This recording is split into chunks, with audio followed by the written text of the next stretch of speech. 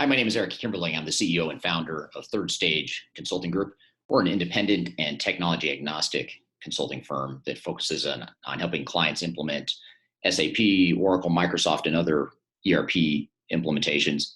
And today I wanted to chat about lessons from successful S4HANA transformations. And just a caveat to this, and to get the bad news out of the way, there's not a lot of them at the time we're recording this video. There's not a lot of successful S4HANA implementations, but based on some of the client work we've done over the years, some of the project cleanup that we've done in recent times, as well as current clients that are going through their transformations and we're helping them through those transformations, I wanted to share 10 lessons, 10 of the biggest lessons that we found to be the case with our clients.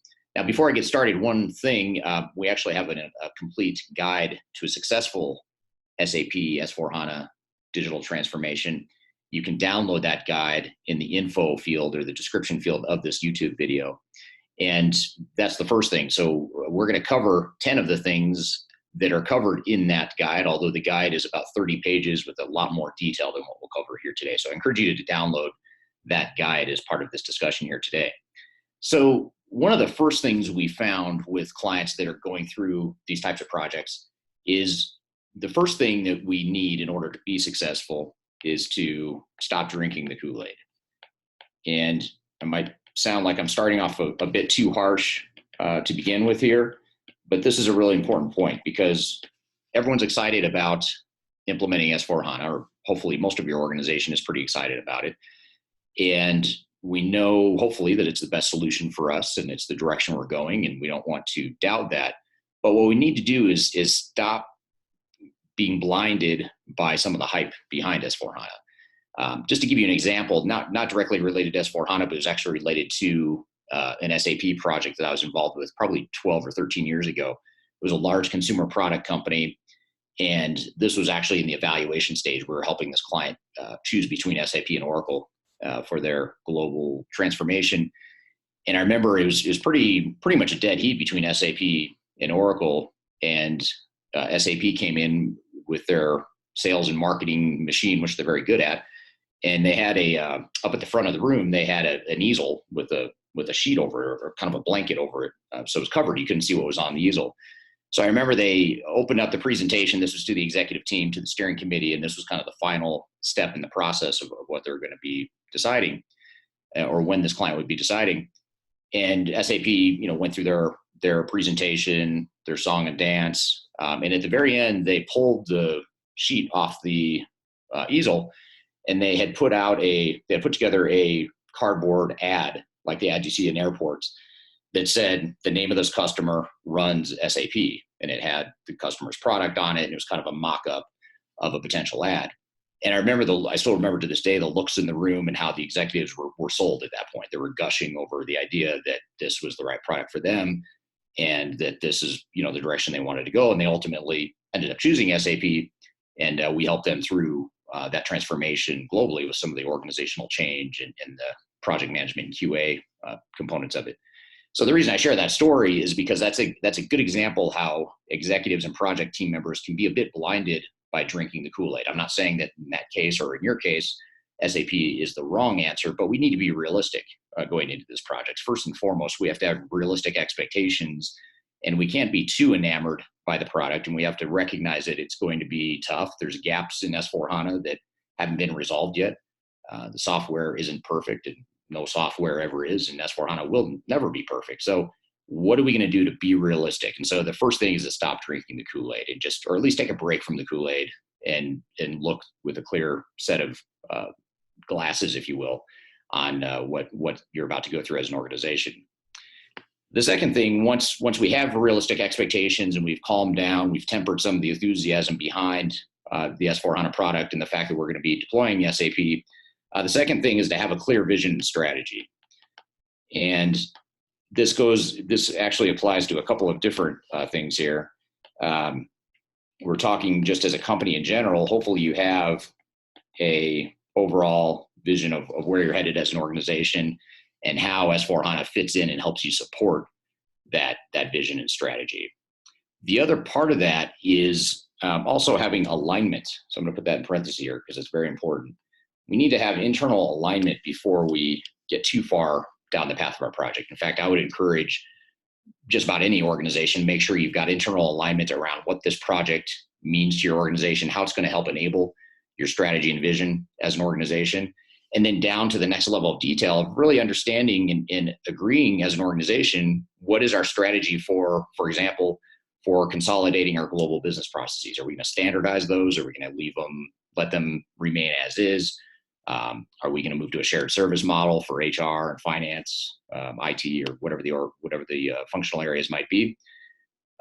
Those are the types of alignment, strategic decisions that we need to make, and we want to make sure we have that clarity before we get into a project, because what we've seen in actually not just with S4HANA, but even some of the legacy SAP products and non-SAP products for that matter, is when companies try to implement a solution and they don't have a clear vision and alignment around how this project ties into their overall strategy, you end up spinning your wheels and you spend a lot of time and money on the project because the system integrator or the implementation partner have their army of consultants waiting for you to make decisions around what you want to be when you grow up, and you end up spending a lot of time and money that's somewhat wasted, and you end up rushing the decisions that are very important strategic decisions. So that's why a lot of times we'll encourage companies to take a time out, pause, control the tempo of the project, and make sure you have this strong foundation in place before you just jump in and start implementing. I'm going to come back to that point in a second as well and unpack that a bit further.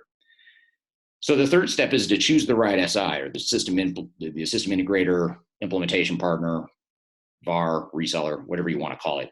Just make sure you have the right system integrator.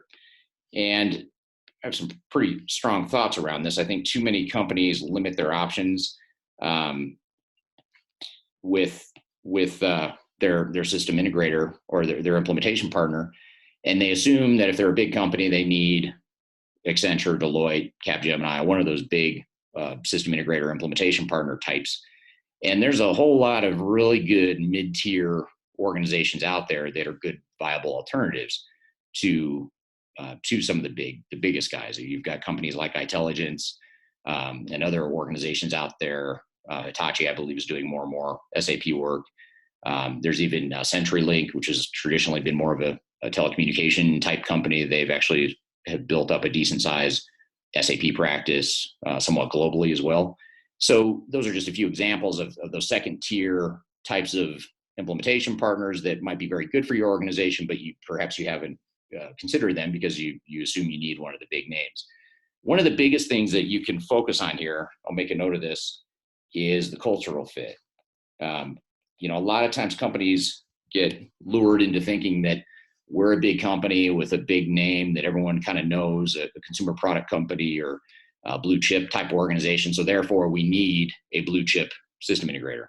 At the end of the day, I don't think it really has as much to do with size and making sure you have evenly sized implementation partner, but more importantly, just making sure it's a good cultural fit. So for example, if you're an organization that likes to control projects and you've got a lot of internal competencies and you want to take more ownership of the project, the big system integrators, those big 3 or 5, whatever they're called now, are probably not as good of fits for you because they're harder to manage. They bring their business models to bring their army of 100, 150, 200 consultants on a big enough project, and they manage those resources. In many cases, they manage you. So if your culture is that you want to take more of an ownership role, you may want to consider, how do we level out that playing field or make sure that we have a general parity in terms of our competencies. So choosing the right system integrator is very important. Once we've chosen the system integrator, we also need to augment that system integrator or implementation partner. What we mean by that is we want to fill the gaps. So there's certain things that system integrators, implementation partners aren't very good at. Things like organizational change management, general program management, risk mitigation, data management, even things like user acceptance testing, things that are largely going to fall on your lap or sit on your plate of activities that are your responsibility. They're generally not good at facilitating some of those activities. So we need to identify what the system integrator and implementation partner is good at, and then augment what they don't do well with either internal resources, third-party resources, et cetera. Just to give you a quick example, a lot of clients that are going through S4HANA transformations will hire us at third stage just to do the organizational change component, or just to provide the quality assurance and the overall risk mitigation and risk management. So those are a couple examples of things that you should be thinking about as far as what some of those gaps are that need to be filled. One other point related to that too is that the system integrator needs to be managed. You need complete transparency. You need to know what's going on, how your money is being spent, how your resources are being spent, and that's an important part of what a lot of organizations fail to recognize. Is they assume they're going to outsource this. The system integrator or implementation partner knows what they're doing, so we're going to let them handle this and take it from here. So we need to make sure we're in control of them as well, that we're managing them rather than the other way around. The fifth thing is to not assure or not to lead with SAP. So let me explain that. They may sound counterintuitive because we've already chosen SAP.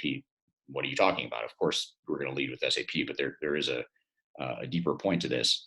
So we want to not assume an SAP first approach.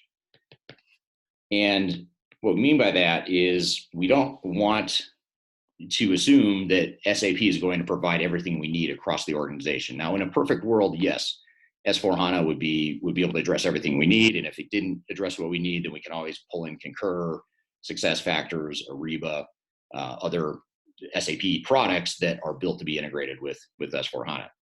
But those aren't necessarily the best fits for you. And quite frankly, there's a lot of time, not a lot of incremental value or benefit of using an SAP product outside the core S4HANA, as it might be to use another product that's a better fit. So when we talk about not leading with SAP, we're talking about not leading with the product suite and assuming that anything within the SAP umbrella is going to be the best fit for you. Too many organizations just assume, okay, we're just going to roll in SuccessFactors on HCM, Ariba for procure to pay, and we'll use SuccessFactors for HCM or Concur for time and expense. So those are just a few examples where a lot of times companies don't rationalize or think through what is the best fit for us and what's that best overall solution, which comes back to the number 2 point, which is having a clear vision and strategy for what your overall project is going to be.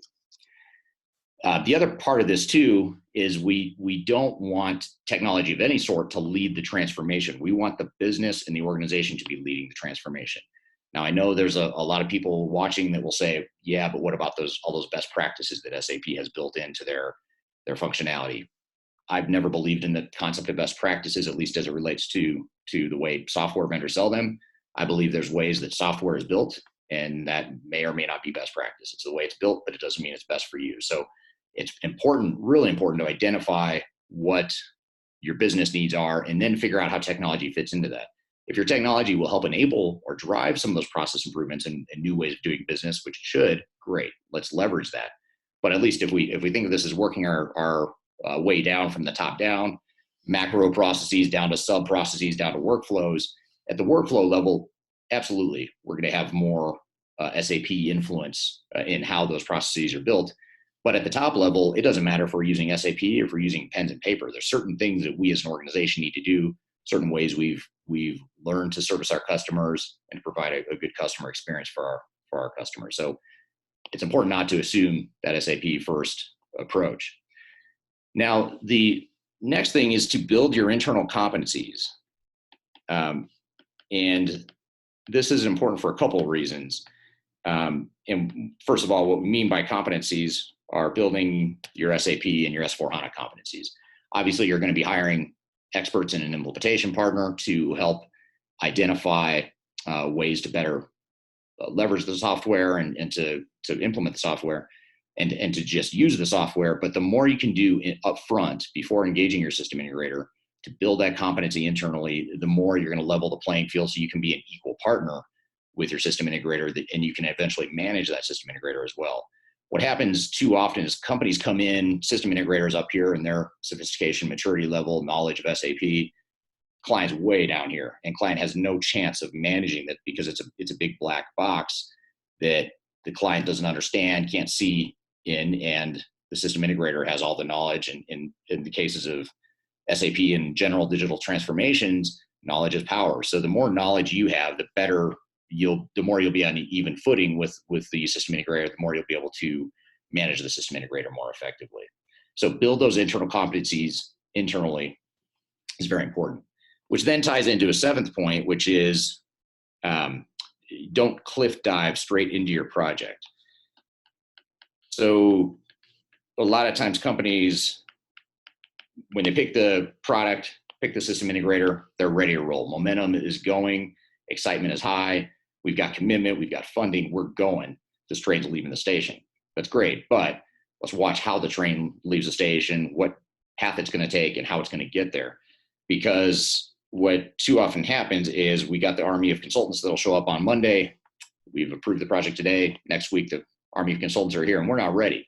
We haven't built the internal competencies. We haven't built a solid strategy and plan. We haven't gotten that internal alignment around what our vision and strategy for the project is. A lot of times the things we've talked about in numbers 1 through 6 have not yet been addressed, and we need to make sure that we address that as part of our prep work, our implementation readiness. And I actually have a whole video just on SAP implementation readiness. If you'd like to check that out, there's also a link to that in the description field of this video.